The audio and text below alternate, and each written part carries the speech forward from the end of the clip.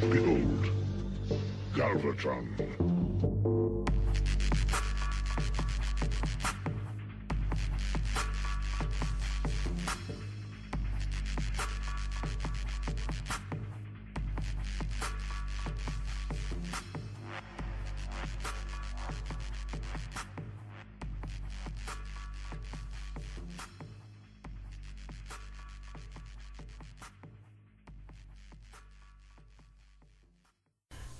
This is Galvatron. We got a great show for you today.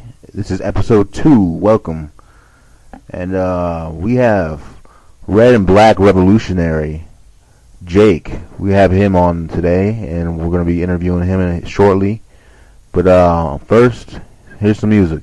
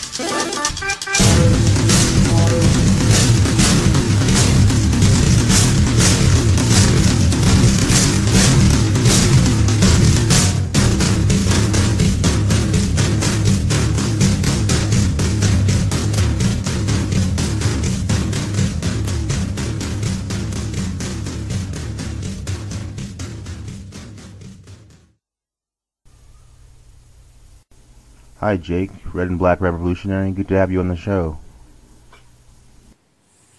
Hi. Thank you for having me. So what brought you to anarcho-communist theory, and why not just plain old communism? Well, I first got into politics when I started watching The Amazing Atheist, and that kind of helped me develop my kind of political standings, which is weird because I don't like The Amazing Atheist at all anymore. But so I basically I decided that the government was bad and that we shouldn't have that. But I also didn't like the ANCAPs. I started arguing with them at the time, and I thought that they were completely full of shit. So I did some more research on alternatives to that, and then I found anarcho-communism. And then I became an anarchist communist for a very long time. Then I switched to Marxist communism. Then I was a social democrat for a while, and then I switched back to anarchist communism because I felt that I was getting disenfranchised with the social democratic stuff, and I felt like I wanted something more revolutionary. And I looked into anarcho-communism again, and it appealed to me. So I took that back up, and I've been one ever since. So yeah. What are some differences between ANCOMs, anarcho-communists, and communists in general? Well, communism is interesting because communism, there's obviously many different types of communism. And I think, what you're referring to as communism, Marxist communism, ANCOMs are communists as well, but it's a different take on communism. And so, like Marxist communism, the main difference between Marxist communism and anarchist communism is the analysis on the state. So, Marxists see the state as, basically, it's as an oppressive class relation. And because of that view, they see it as that all relations of class entail a state. So even a revolutionary process in which the proletarian class overthrows the bourgeois class, even that would be a state. Anarchists don't see it that way. They see the state as something that is inherently reactionary, something that inherently allocates power to a privileged class and thus cannot represent the proletariat. And something that has to be thrown off with capital and not used to overthrow capital, because we see it as a reactionary force. So that's kind of the main difference between Marxist communists and anarchists. So I hear you're a Satanist. So Satanism and Marx, how does that work exactly? Well, Satanism, it seems to be about rebelling against, kind of the Abrahamic religions. And I think that that's very ever present in Marxist stuff. You definitely saw religion as an oppressive force.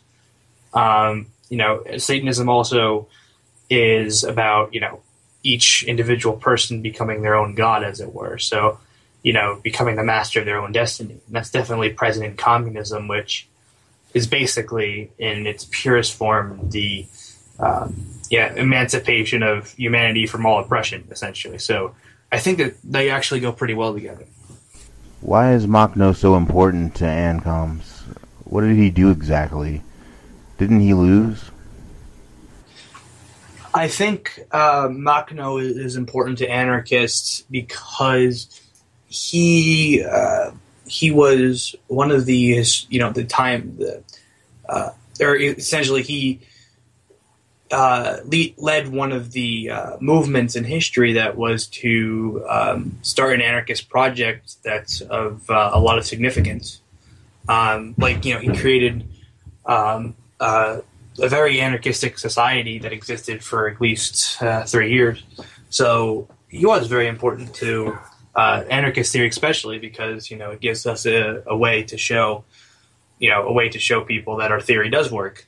And I also think that it was a good social experiment. I think that it gave, it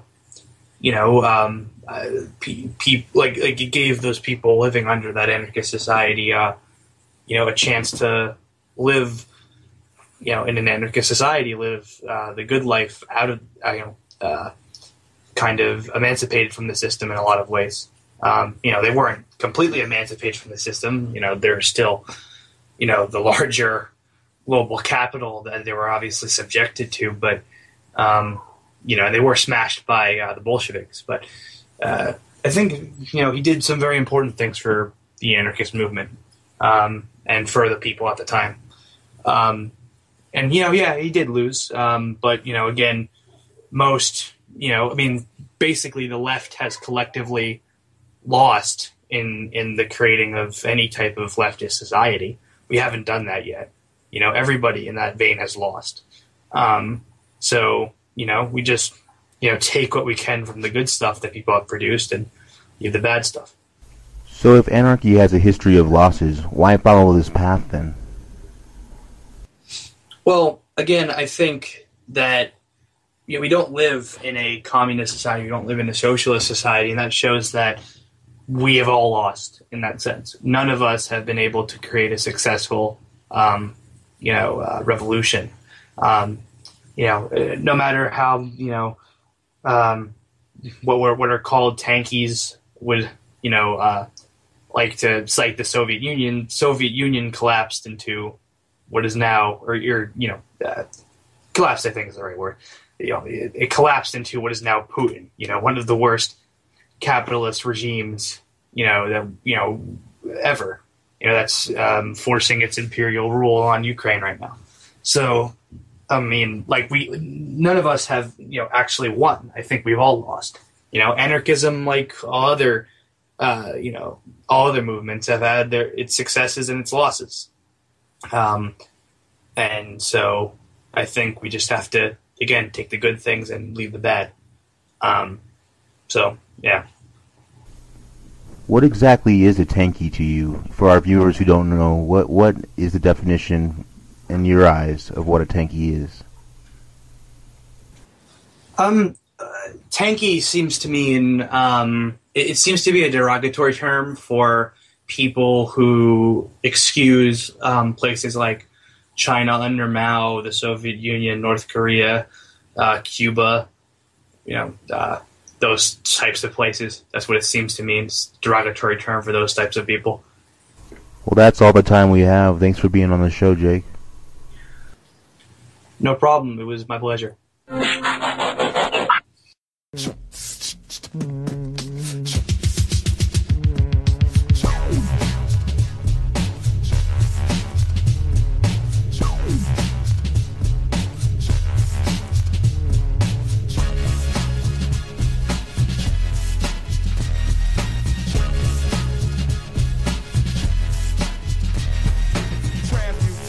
Brand new statement. I have you gaping open. Check it out, y'all. Now let's see. Deltron Z, Art Avenger. Let's start the adventure. Pincher with nerve gas, absurd blast, crash a spacecraft. I'm bio-enhanced. Pyro advanced series, monstrous evolution. Headed tooth and nail, scoop the trail. Super sleuth, a new race. Mad creator, savage nature. Worldwide web, the ebb and flow. Light years from watchful eyes when my thoughts provide objective. The ostracized, the pompous prophecies. Underground societies I ought to lead. Asteroid surfing, castor oil burping. The darkest side of humanity animated. The grand awakening, plan to take it in. I demand your patronage, mobilize my battle takes. With cluster small, empty Austin, empty Mars. Many MCs cruise low Earth orbit. Easier for me to use my search warrant. Drift by a star, absorb it and store it. Leave Taurus, Corvus, my galaxy's gorgeous. Quantum jump, I'm right at your doorstep. Positive contact. Positive contact. Well, what it is you're talking about. Positive contact. Positive contact. Even if the record skips, I still wreck. Now I catch more wreck with fast ignition. My last decision, pulse amplification. Tamper with napalm, I want y'all to stay calm. Alien annihilation. nation. I stay armed to the grill piece and kill beef. 20% matter, 30% is energy. Assembling to become a living being. Evaporate to radiation phase of station. I get high as aviation. Positive contact. Positive contact. Reactors on. Positive contact. Positive contact. Even if the record skips, I still grip. I rise like helium, you're falling rapidly. Trapped in apathy while I track your speed. I'm what you call a legend. Dominance with Armageddon gives me a warm reception. Verbal war with weapons installation. Blow 'em to stardust, distant 12 parsecs. Enthusiast phalanx with my literary talent. Just a bit of balance, rip the silence of space. All-star systems are our victims. Atomic synonymous with ominous implications of information and entertainment. Cybertech dialect, you gotta earn my respect. I'm like Gamma to amateurs, hit 'em with a cannonball. And in all this confusion, the fusion of music and mind dissipates translucent illusions. Search the ruins with automator, hit the walls with a carbonator. Hit or missiles, just regenerate. The sonic soldiers allow us to demonstrate emergency dispatch. Skyscrapers rip back for the impact. Their flow is mismatched. My style's protected by heat shield and ceramics. Don't panic, I landed on planet Mercury. Gave it atmosphere, set up my headquarters. I'll never get captured here. Wrap the tear, clap your ear with soul sonic, mantronic phonics. Turn your brain to an omelet. I hold a comet in bondage with my dominance. Take a space shuttle to escape trouble. Bounce through the Milky Way. Not many MCs feel this way. Positive contact.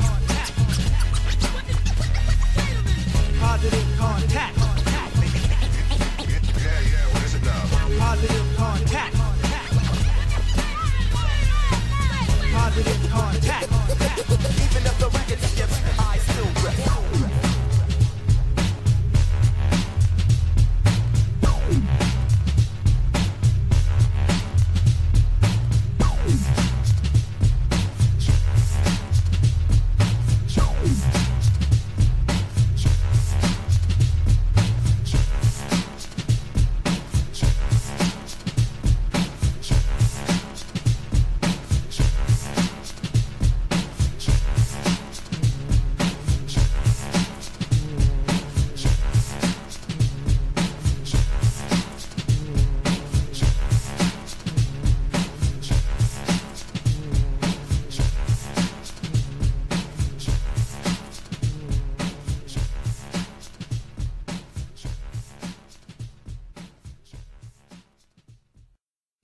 And now a spoken word from our comrades at the Leading Light Communist Organization. The first world is the Death Star. The Leading Light defends the right of oppressed people to fight back. The United States is a big part of the global empire, the First World. The entire First World is a menace to humanity. But for now, let's just look at the United States.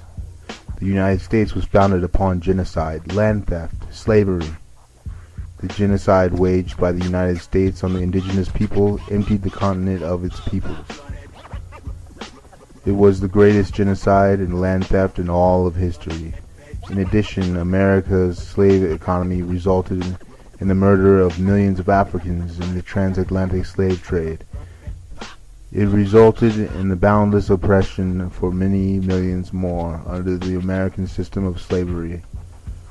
The United States continued to occupy the indigenous lands here and Arab lands and Afghan lands on the other side of the world. America exploits the entire third world in order to maintain the American way of life, quote unquote. The decadent lifestyle that is leading the world into environmental catastrophe, pollution caused by imperialist consumption places the future of the whole planet at risk. When an imperialist bullies the entire world, eventually the world will punch back. Malcolm X called this the chickens coming home to roost.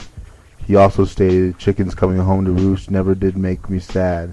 They've always made me glad. Think about it this way. Both the United States and all the First World Empire is like the Death Star from the film Star Wars. In the film, the Death Star is a weapon of fascist galactic empire. It is a battle station the size of a small moon that keeps the planetary civilizations in line. It is used to hunt down and destroy any people that stand up and resist the Empire. In the movie, the Death Star destroys the planet of Alderaan, killing billions. The First World Global Empire is such a Death Star in orbit around the Third World. It is constantly menacing the rest of humanity through economic, environmental, and military terrorism. Just as Alderaan was destroyed by the Death Star, so too will the Earth be destroyed by the Empire unless we act. Leading lights will shed no tears if the Death Star is destroyed. It must be destroyed if humanity, if Earth, if life is to survive. Just as the rebels in the movie faced the choice of fighting or dying, so too we must choose surrender or revolution, death or life. Our path is clear. Fight. Never surrender. All the way to the leading light, communism.